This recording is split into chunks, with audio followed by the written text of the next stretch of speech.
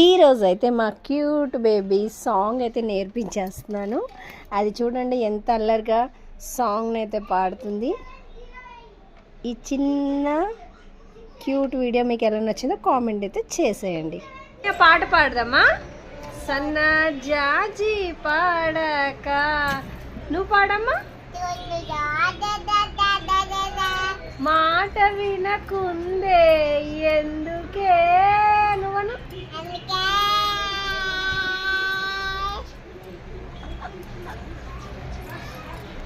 జాజి పాడక మంచి కాడ మాట వినకుందే ఎందుకే నువ్వను. ఎందుకే అను అను పాడక నువ్వు పాడమ్మా.